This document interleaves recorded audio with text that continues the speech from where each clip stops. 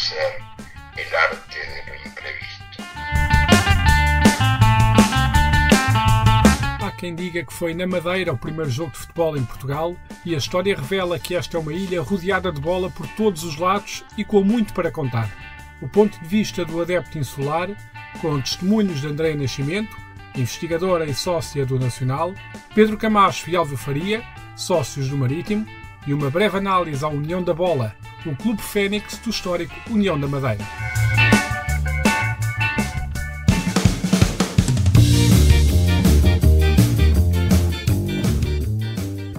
Já estava no bloco de notas faz meses a ideia de um episódio dedicado ao futebol na Madeira.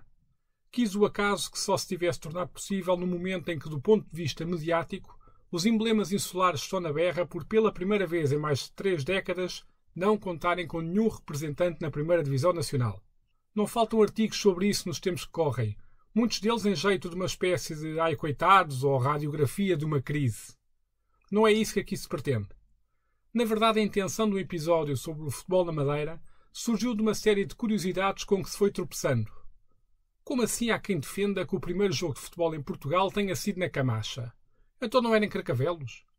Os clubes insulares não participavam no Campeonato Nacional até 1973? Há uma organização de adeptos do Marítimo dedicada a apoiar o clube no continente?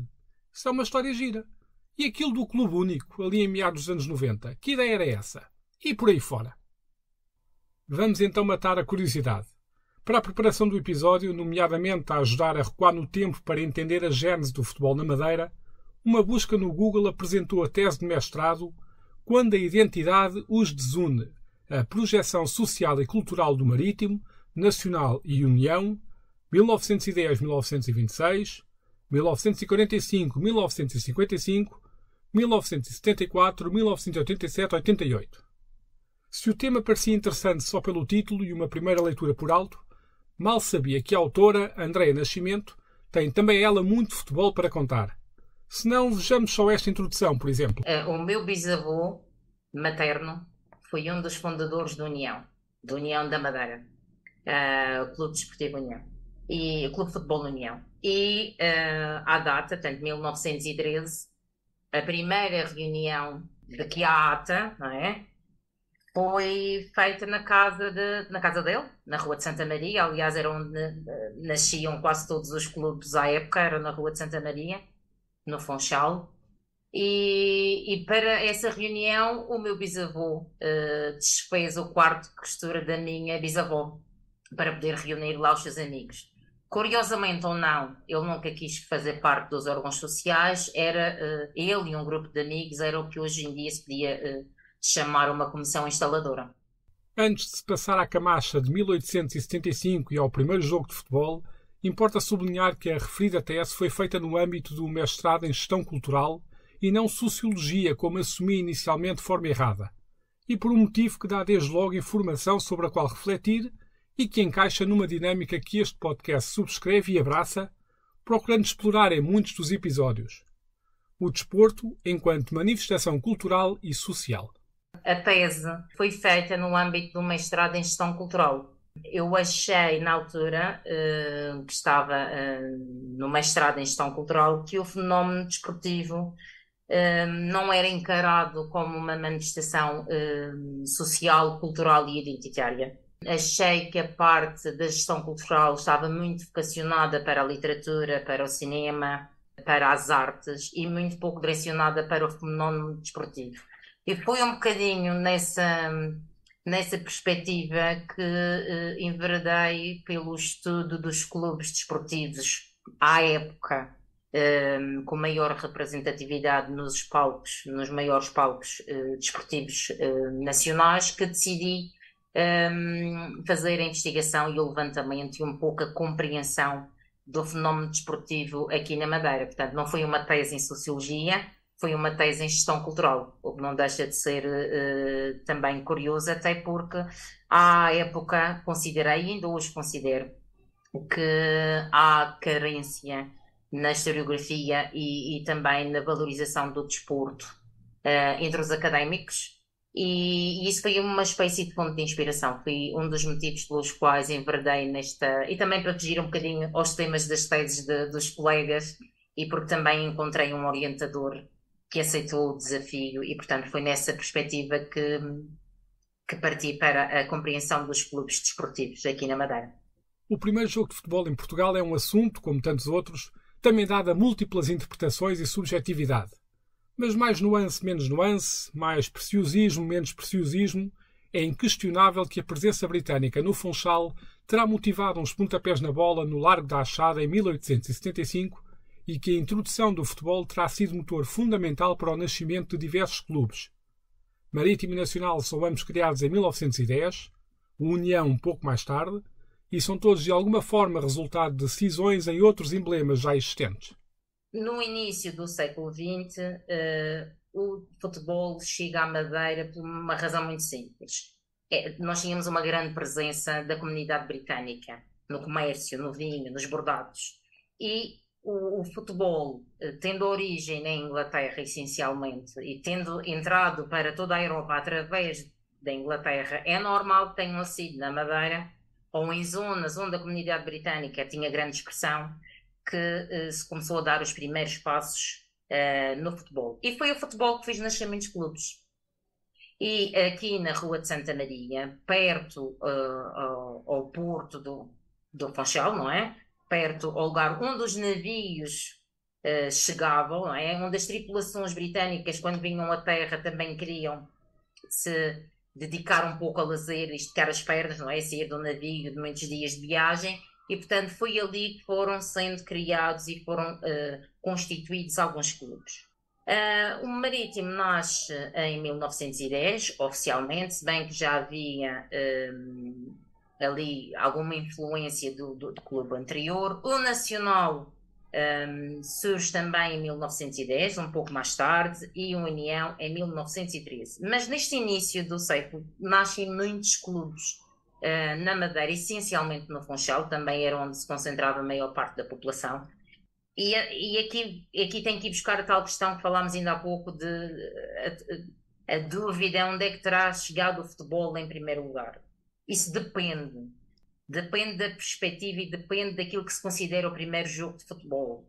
Se considerarmos o primeiro jogo de futebol em que um grupo de pessoas se encontra e joga livremente, sem grandes regras, sem grandes equipamentos, sem grandes regulamentações, podemos considerar o jogo na Camacha, no Largo da Achada, como tendo sido o primeiro, uma vez mais com forte influência da comunidade britânica e da comunidade madeirense também, que estava ligada à comunidade britânica. E aqui temos que falar de Harry Hinton, que estudava em Inglaterra e que nas férias veio numa das suas férias e trouxe uma bola de futebol e reuniu alguns amigos, alguns conhecidos e jogaram futebol na Camacha.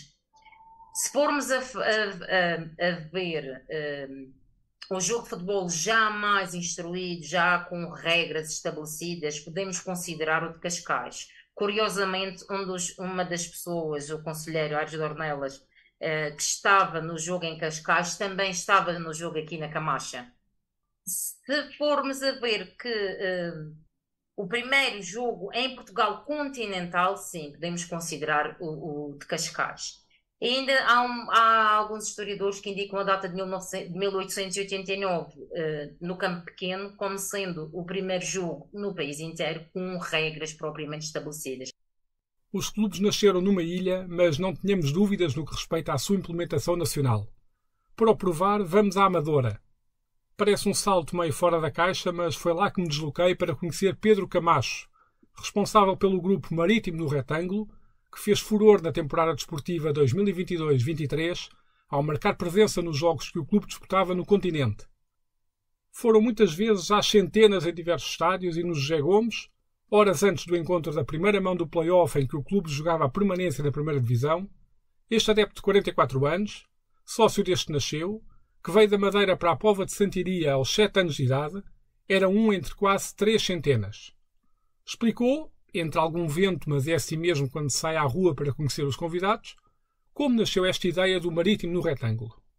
O Marítimo do Retângulo surge porque alguns amigos juntavam-se para acompanhar o Marítimo deste lado, pessoas que se conheceram, a maior parte online, e que começaram a ir ver jogos do Marítimo deste lado. Começámos a fazer algumas deslocações em viatura particular e a certa altura achámos piada fazer um pequeno blog com as nossas aventuras e desventuras de norte a sul, com algumas curiosidades que iam acontecendo nas nossas deslocações. Sempre foi nosso lema tentarmos conhecer a gastronomia dos locais dos jogos, fazer amigos de cima a baixo, isso é o verdadeiro futebol, e às tantas começámos a fazer algumas crónicas daquilo que ia acontecendo. O Marítimo do Retângulo, entretanto, enfim, passou do blog para a versão Facebook, até por uma questão de maior divulgação, e entretanto começou a ter muitos seguidores, e na mudança de direção, agora em outubro do ano passado, achámos por bem, enquanto página oficial, oficial, daqueles que não são oficiais, abordar a direção do Marítimo no sentido de apelar a maior apoio deste lado.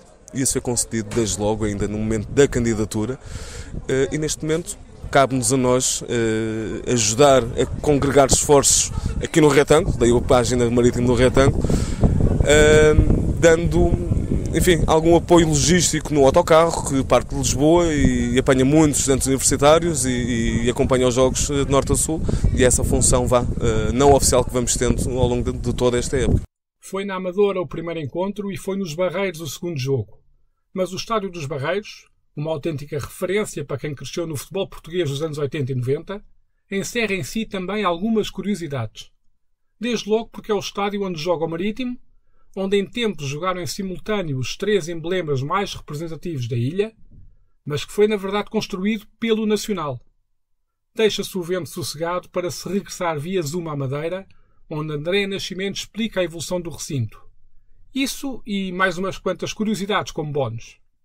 Esse é um dos tópicos muito discutidos entre clubistas, entre adeptos e rivalidades. Portanto, é um dos temas que acende muitas discussões. É esse, a construção do Estádio dos Barreiros, e um outro que tem a ver com a idade dos clubes.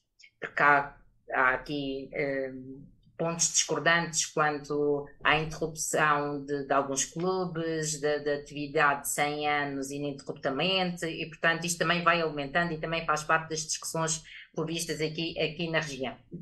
A verdade é que os clubes, inicialmente, quando nascem também muito ligados às profissões.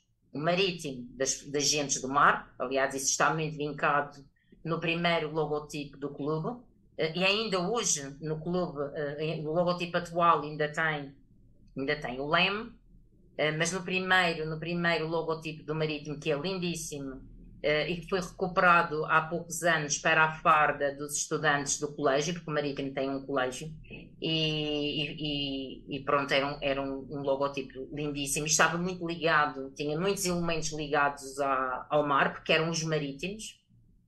E depois tínhamos, por exemplo, o Sporting Clube Académico, não é? Que era maioritariamente estudantes de liceu. E depois temos o Nacional, que eram adeptos, eram dirigentes, eram atletas ligados ao comércio e, portanto, com grande poder de compra. E daí que foi o Nacional que, havendo falta de lugares próprios para a prática do futebol, uma vez mais vamos aqui ao futebol como grande impulsionador dos clubes, que toma a decisão de avançar para a aquisição de terrenos para a construção de na altura não era um estádio, não é? Um campo condigno à prática da modalidade. Está a fazer 100 anos este ano, portanto foi em 1923, foram adquiridos os terrenos, salvo erro, por 800 contos, salvo erro. E a obra foi feita pelo Nacional. Entretanto, dá-se uma crise económica, há falência do Banco Henrique Vieira da Silva, muitos comerciantes ligados ao Nacional vivem com grandes dificuldades, o próprio clube que tem que fazer empréstimos para a construção na freguesia de São Martinho, que era uma zona com a qual o clube tinha ligação quase umbilical, que foram os primeiros encontros foram na freguesia de São Martinho. Portanto, há falta de poder, não é? Perdem muito dinheiro e acabam por entregar o estádio ao governo para que o governo tomasse conta e que pudesse ser partilhado pelos vários clubes. Há uma inauguração, há uma segunda inauguração, quando o estádio dos Barreiros começa a ser partilhado por todos os clubes. Entretanto, as coisas mudam e o estádio é atualmente a propriedade do Marítimo. No regresso à Amadora e ao encontro com os adeptos do Marítimo, e antes de voltarmos a escutar Pedro Camacho, perguntei a este adepto do retângulo uma sugestão de uma outra pessoa com quem pudesse falar, aproveitando aquele ajuntamento. Se o tema era sentir o pulsar de um sócio maritimista, dificilmente poderia ter tido melhor recomendação. Elvio Faria é uma espécie de guardião da história do clube e a paixão pelo emblema parece correr-lhe nas veias. Conhecia o nome por ser a voz por trás do programa radiofónico Marítimo na TSF, da TSF Madeira. Mas é mais do que isso, como o próprio explica. Sou do Marítimo por imposição dos meus pais e da minha família, que é toda do Marítimo. Sou sócio do clube há 38 anos e só tenho 48. Sou também acionista da SAD. Trabalho no Marítimo desde os 16 anos de idade e já tive várias funções no Marítimo, funções ligadas ao futebol jovem, depois também ao economato do clube e mais tarde, por vontade do presidente Carlos Pereira, fui o responsável do Departamento de História do clube, onde já estou há 12 anos a fazer essa função. O Departamento de História do clube é um departamento que tem várias nuances, nomeadamente o museu, os registros, a área da fotografia, a área de muita documentação que o clube tem desde 1910 até o dia de hoje. A história do Marítimo é rica e entre os maiores feitos conta-se a conquista do Campeonato de Portugal. A 6 de junho de 1926 passam agora 97 anos. Mas o percurso dos emblemas insulares é também feito de luta, como as décadas que passaram sem ter direito a disputar competições nacionais. Foram cerca de 30 anos até voltarem a ter lugar a competir na Taça de Portugal e cerca de 4 décadas até voltarem a ingressar no Campeonato Nacional. É Elvio Faria que puxa a fita do tempo atrás para contar tudo isto, sem esquecer as raízes fundadoras do clube. Em 1910 há um grupo que é ligado às classes marítimas, mas também um grupo republicano. Portugal estava a dar aquela alteração entre a monarquia e a república, e esse movimento que queria fazer um clube de futebol era um movimento também ele republicano, um movimento que queria terminar com a monarquia e acompanhar a nova república que estava a nascer em Portugal. Daí que entendeu fazer um clube de futebol. Um clube que tivesse estes objetivos: representar as classes marítimas, as classes menos favorecidas da sociedade funchalense e, sobretudo, dar uma volta da monarquia para a República, que era aquilo que se pretendia. Ora, aí nasceu o Marítimo com o nome de Club Sport Marítimo, sem no fim o Club e o Sport, exatamente porque, na realidade, essas famílias inglesas que estavam na origem do Marítimo também e na cidade do Funchal, quase que obrigavam que o Club e o Sport tivessem esta origem também ela inglesa. E depois o Marítimo nasce também para contrariar um pouco da cidade do Funchal, que estava dividida em duas classes sociais. Do lado direito, os ricos da sociedade funchalense, aí estava o Madeira, que é o nosso rival, e do lado esquerdo, os pobretanos. Na zona onde o Marítimo viveu, o Marítimo nasceu, essa zona era uma zona onde as pessoas não iam à escola, a maioria não ia à escola, tinham grandes dificuldades financeiras, tinham aquela atitude de esgotos a céu aberto, havia epidemias, era uma zona muito difícil. Do outro lado da cidade viviam os magnatas, as pessoas de dinheiro, as pessoas que tinham realmente grandes possibilidades. Daí que havia esta rivalidade entre o Madeira Futebol Clube, o Clube Sports Madeira, que é o clube que representa a cidade do Funchal do lado direito, e o Marítimo, que representa as classes menos favorecidas da nossa sociedade. Daí que o Madeira é o nosso grande rival da altura e acompanhou-nos como grande rival durante muito tempo. Depois fomos vivendo até 1916. Em 16 dá-se a criação da Associação de Futebol do Funchal na altura, hoje a Associação de Futebol da Madeira, e então aí criou-se os campeonatos federados e o Marítimo ganhou o primeiro campeonato federado e foi ganhando. Em 22, 23 houve a possibilidade de ingressarmos então nos nacionais de futebol no Campeonato de Portugal, que era uma prova a eliminar e em 25 e 26 conseguimos essa proeza de ganhar o Campeonato de Portugal. Depois, no início da década de 30, achou-se por bem que os clubes das ilhas, neste caso particular o Marítimo, não tivesse acesso aos campeonatos nacionais e durante tantos e tantos e tantos anos a Madeira não teve essa representação para jogar futebol a nível nacional, até que foi preciso voltarmos aos anos 60 para dizermos que tínhamos esse direito de jogar pelo menos na Taça de Portugal, e aí o Marítimo fez grandes proezas na Taça de Portugal. Uma delas, nos anos 60, eliminou o Leixões, que tinha os Babés, e que para nós eliminar o Leixões com os Babés era uma coisa fenomenal. E depois foi a luta dos campeonatos nacionais, a luta para ir para a segunda divisão, uma vez que houve uma abertura na segunda divisão, não passamos pela terceira divisão, e depois foi o 15 de maio de 67 que fomos para a primeira divisão, e depois descemos duas vezes, voltamos a subir, já estamos há tantos e tantos anos na primeira divisão e hoje estamos aqui a lutar por esse objetivo de ficar no escalão maior do futebol português mais uma vez. Voltando a Pedro Camacho, este adepto tem uma particularidade que o distingue da generalidade dos adeptos de futebol. Ao acompanhar o emblema do coração através do Marítimo no retângulo, isso faz com que de alguma maneira a sua perspectiva seja a de ver o seu clube jogar em casa, quando na verdade joga fora, e jogar fora quando na verdade joga em casa. Não sei se me faço entender. Perguntei-lhe como é isso de fazer da casa alheia, a cada 15 dias, a nossa própria casa. Por vezes é ingrato, porque o Marítimo muitas vezes, ao longo dos anos e de forma histórica, tem um maior número de vitórias em casa do que fora. Portanto, muitos jogos que eu vou assistindo nem sempre terminam com o resultado mais favorável para o nosso lado. Isto é uma relação emocional. Eu não sou diferente de nenhum sócio. É preciso gostar muito de um clube para suportar às vezes determinados resultados e ir frequentemente. E note-se que o campeonato em Portugal é jogado a norte. Morando eu nos arredores de Lisboa, envolve sempre entre 6 a 8 horas só de deslocação. Portanto, mas quando se gosta, fazemos todo o esforço. O resultado, claro que importa, mas o resultado, enfim, é um de 3 possíveis e o nosso amor perdoa tudo. E cá vamos estando ao longo dos anos. E eis que surge o momento de colocar a Andréa Nascimento, autora da tese de mestrado, um pouco de lado, para escutarmos a Andréa Nascimento, sócia do Nacional. Presença assídua no estádio, mas com trabalho militante além da simples condição de adepta. Foi autora do livro Os Mágicos da Choupana, que escreveu por ocasião do centenário do clube. E com uma vertente singular. O público-alvo são as crianças. Um livro cujas receitas revertem em parte para o clube e em parte para os estudantes mais carenciados da Universidade da Madeira. O que é este livro e como nasceu esta paixão pelo Nacional? Curiosamente, a minha família não ficou ligada à União, porque o meu bisavô foi fundador da União e não ficámos muito ligados à União, porque, entretanto, as questões familiares também ajudaram a isso. A minha avó, filha do César da Silva, um dos fundadores,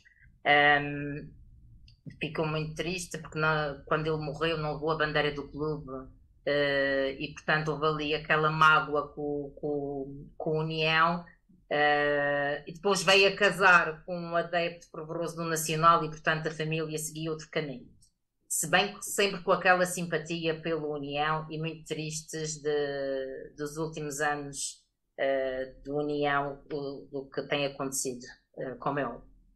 Mas a minha ligação com o Nacional e com a escrita do livro vem essencialmente da tese de mestrado. As pessoas já me conheciam do Nacional, de ver os jogos, de assistir aos jogos. Costumo dizer em jeito de brincadeira que uma ida à Choupana é muito boa porque poupa imenso dinheiro e causa desemprego entre os psicólogos, porque saímos muito leves e muito felizes, em algumas vezes descontentes noutros, mas sempre muito leves e aliviados. E, portanto, as pessoas já me conheciam e começaram a perceber que eu estava a fazer esta investigação, porque esta investigação levou muito, muito tempo.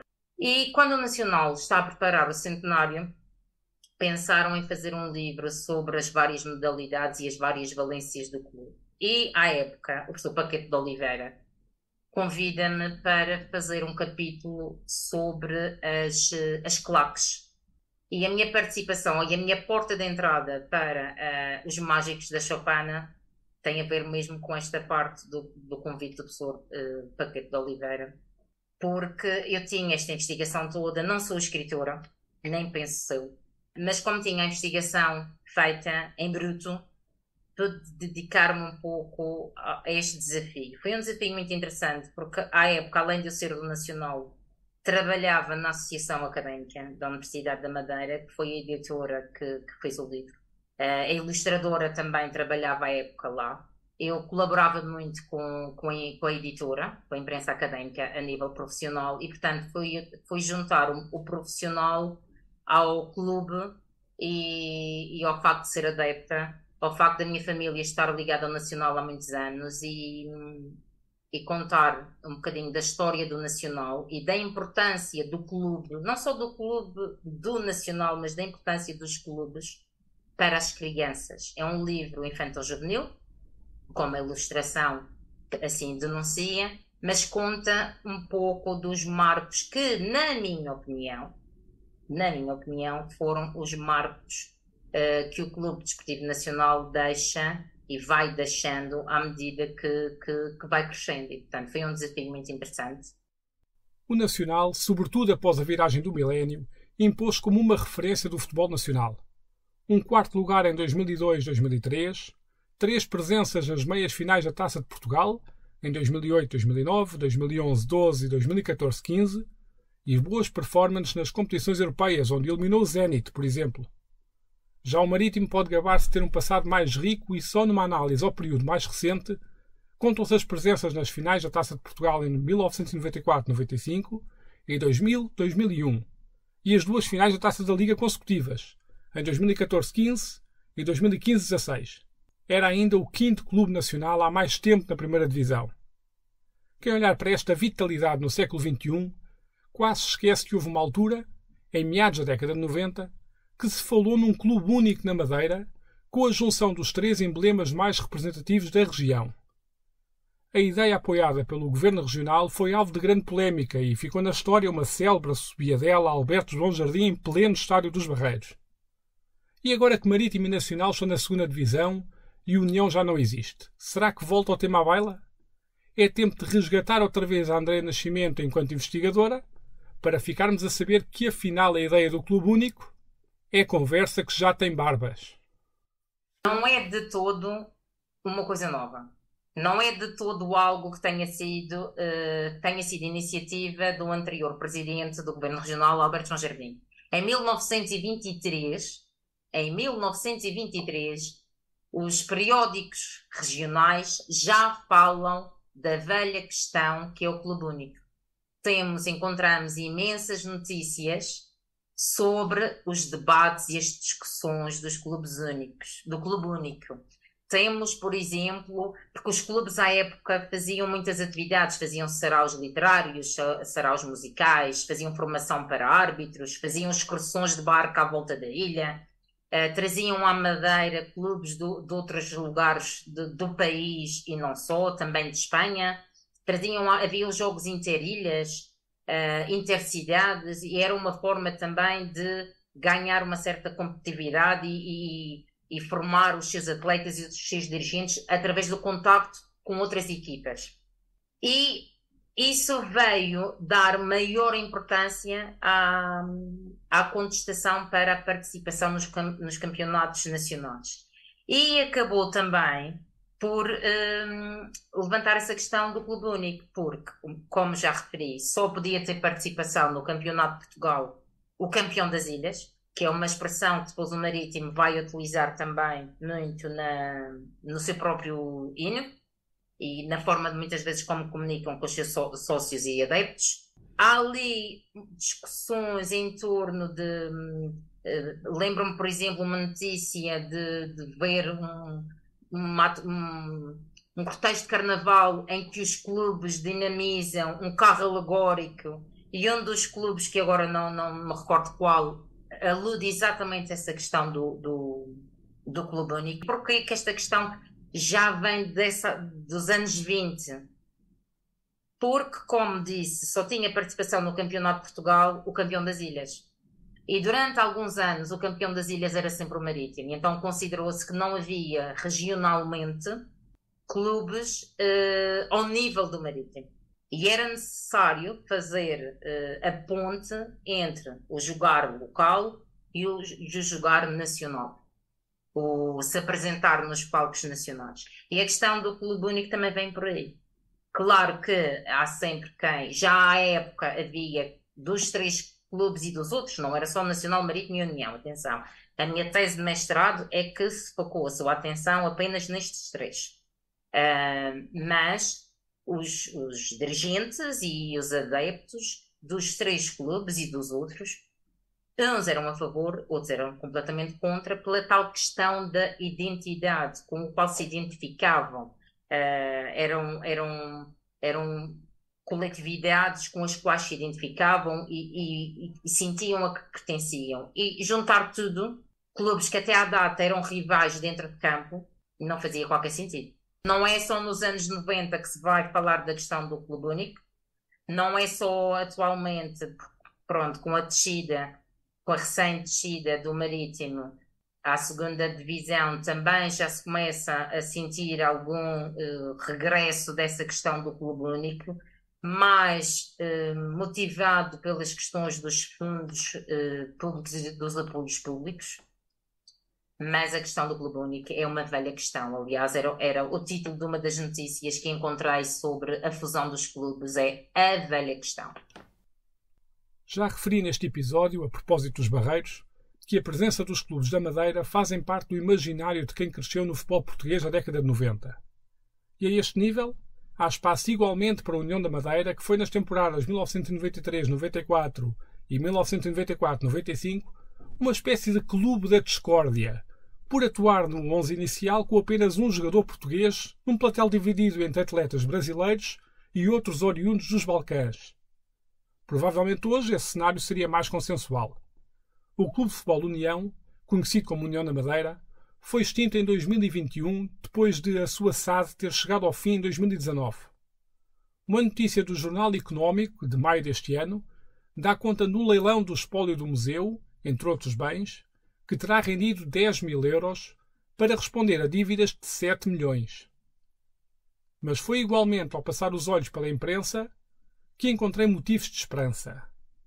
Uma notícia da RTP Madeira, de agosto de 2022, refere a fundação do União da Bola Futebol Clube, emblema que, dizem, foi fundado para fazer emergir o espírito unionista e honrar o seu legado. A equipa foi inscrita no Campeonato Regional da 1ª Divisão da Associação de Futebol da Madeira e, após os primeiros passos com uma comissão instaladora, foi a votos em fevereiro deste ano, elegendo Rómulo Coelho como presidente. O Jornal Notícias da Madeira, na sua edição online de 8 de maio, refere que o União da Bola ficou como guardião do espólio do museu que foi a leilão, pois o mesmo foi adquirido por um benemérito que o entregou ao clube. Acrescente que existiram várias tentativas de se conseguir contar com a participação de Rómulo Coelho neste episódio. Contudo, após semanas de e-mails, mensagens em redes sociais, números de telefone disponibilizados, chamadas não atendidas, SMS, não foi possível acertar uma data para falar com o presidente do clube recém-criado. Ficará para uma próxima ocasião. Em jeito de conclusão deste episódio, fica um desabafo de Andréia Nascimento a propósito das dificuldades que encontrou na sua investigação e que nos devia fazer a todos refletir enquanto associados dos nossos clubes. Porque a expressão do associativismo não se manifesta apenas na bola que entra ou sai ou no treinador que merece mais ou menos apupos, ou na exibição dos troféus ou na presença semanal nas bancadas. O maior legado que passamos às gerações seguintes é a história dos que construíram o clube e, nesse aspecto, fica a consideração geral. Será que sabemos ao certo como está a ser conservada a memória do emblema do nosso coração? Infelizmente nós não damos valor aos arquivos. E os clubes desportivos não dão, só dão valor aos troféus. Isso foi uma coisa que eu esqueci de dizer, mas é que é muito importante. A construção do clube, a identidade do clube faz também com a sua história. E nada mais fiel para narrar a história do clube e da região do que os seus arquivos. E os arquivos dos clubes não são apenas os troféus e as medalhas. Infelizmente, na minha investigação, deparei-me com isso. O menosprezo e indiferença pelo real arquivo da história do clube. O Nacional teve, durante muitos anos, um boletim chamado Nacional, com, pronto, era um boletim mais direcionado para o clube, não tanto para as notícias locais, mas ia havendo. E o clube não tem.